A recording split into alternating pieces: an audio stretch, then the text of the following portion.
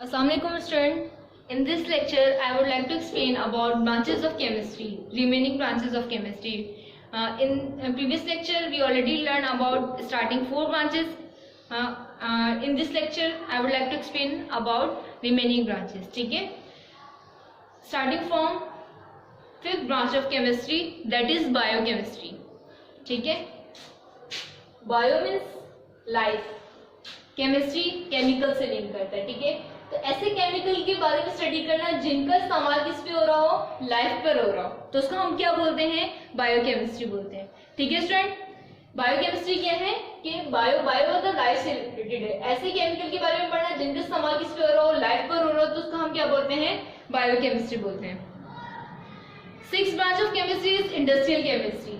Industrial chemistry में हम लोग क्या करते हैं, ये वो ब्रांच है केमिस्ट्री की, सारी वैसे ब्रांचेस चल रही है, ये वो ब्रांच है इंडस्ट्रियल केमिस्ट्री जिसमें हम क्या करते हैं, ऐसे केमिकल के बारे में पढ़ते हैं जिनका इस्तेमाल क्या हो, इंडस्ट्रीज में हो, कि डिफरेंट प्रोडक्ट्स को बनाने के लिए इस्तेमाल किया जा रहा हो. ऐसी केमिकल के बारे में पढ़ना इंडस्ट्रियल केमिस्ट्री कहलाता है.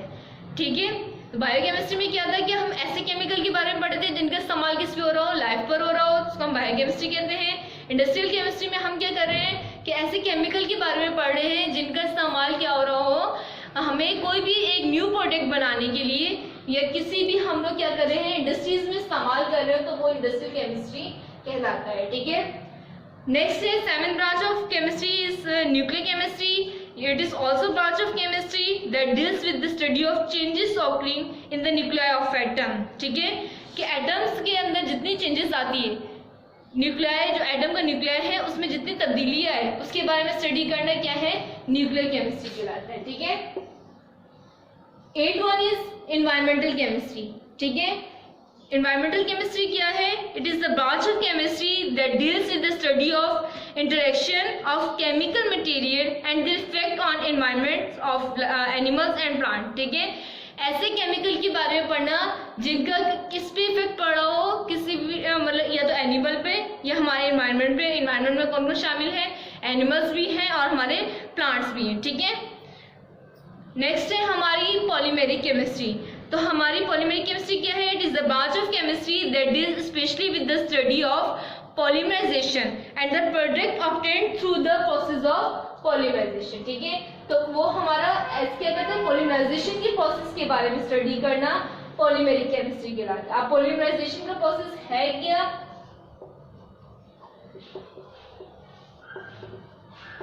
इसमें क्या होता है कि जो हमारी कार्बन हाइड्रोजन चेन होती है, हमारी शॉर्ट चेन लॉन्ग चेन में कन्वर्ट हो जाना पॉलीमराइजेशन का प्रोसेस कहलाता है. ठीक है, तो हम इस प्रोसेस को हम डीपली खैर आगे पढ़ेंगे.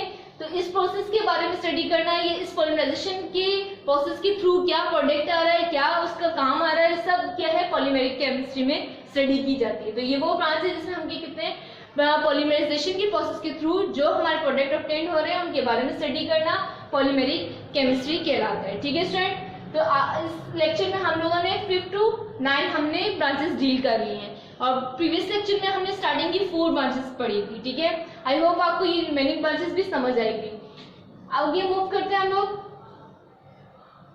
अब हम पढ़ रहे हैं मुस्लिम साइंटिस्ट के बारे में. ठीक है,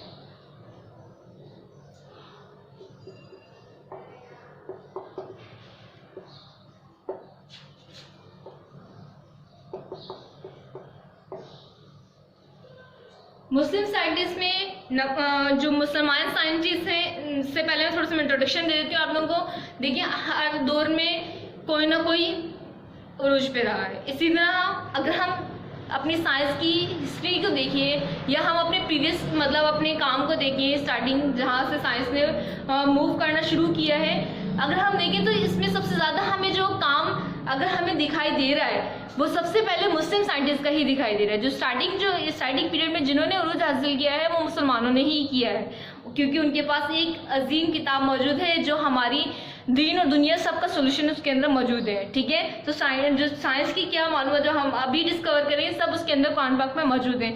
तो सब मतलब सारे साइंटिस्ट क्या करते हैं, कुरान पाक से हेल्प आउट लेके आगे मूव कर रहे थे.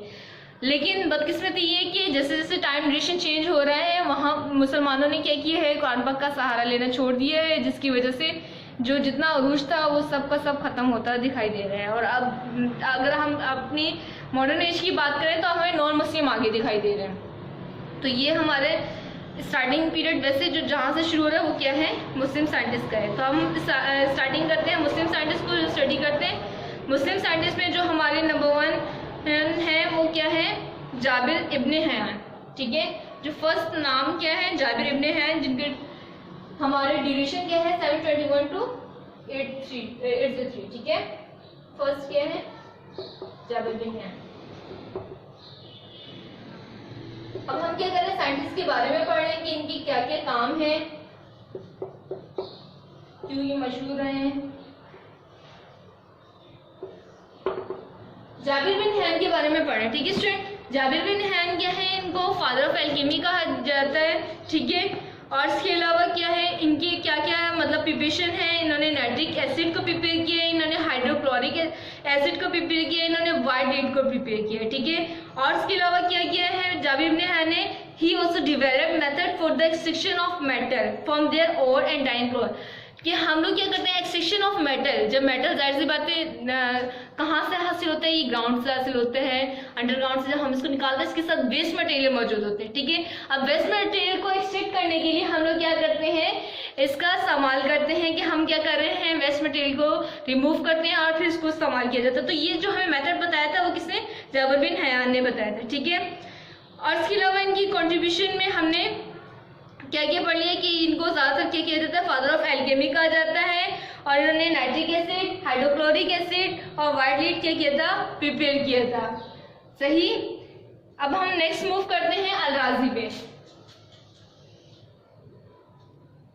नंबर 2 पे हमारे मुस्लिम साइंटिस्ट हैं अल-राज़ी। ठीक है,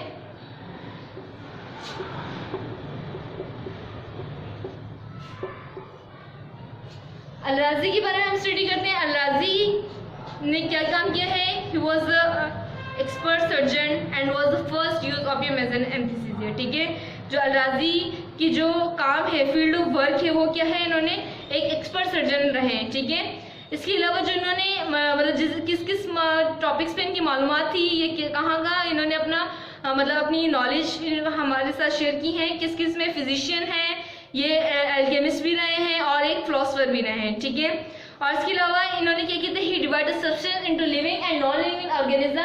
इन्होंने क्या किया था, एक कैटेगरी बनाई थी, ये लिविंग ऑर्गेनिज्म है और ये नॉन लिविंग ऑर्गेनिज्म है, मतलब जानदार और गैर जानदार के बारे में जो हमें एक डिस्टिंग्विश बताया था। ठीक है, इसके अलावा अल-राज़ी प्रिपेयर इथाइल अल्कोहल, इन्होंने एक इथाइल अल्कोहल फर्मेंटेशन प्रोसेस के थ्रू क्या किया था, इथाइल अल्कोहल बनाया था। ठीक है, ये हमारे अल-राज़ी की क्या है, फील्ड ऑफ वर्क है।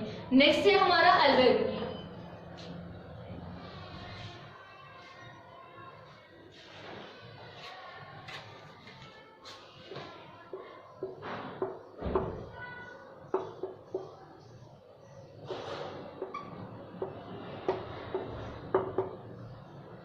अल-बेरूनी की जो हमारी ड्यूरेशन है वो 973 to 104 है।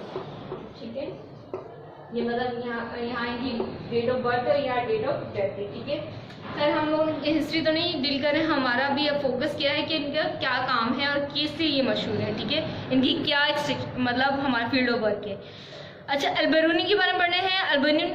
अल-बेरूनी का कंट्रीब्यूशन कहाँ कहाँ है, फिजिक्स में है, मेटाफिजिक्स में है, मैथमेटिक्स में है, जियोग्राफी में है और हिस्ट्री में। ठीक है, इन सब में इनका फील्ड ऑफ वर्क है। ठीक है, इसके अलावा जो इनकी मतलब जो रिसर्च है ये कहाँ कहाँ काम किया है, in the field of chemistry he determined the densities of different substance, के हर सब्सटेंस जैसा डिफरेंट सब्सटेंस है और इनकी डेंसिटी क्या क्या हो सकती है, ये सब इन्होंने बताया था अल-बेरूनी ने, कि ये अगर ये सब्सटेंस है तो इसकी डेंसिटी इतनी होगी, अगर ये सब्सटेंस है तो इसकी डेंसिटी इतनी होगी। ठीक है, नेक्स्ट है हमारा इब्ने सीना। इब्ने सीना क्या है,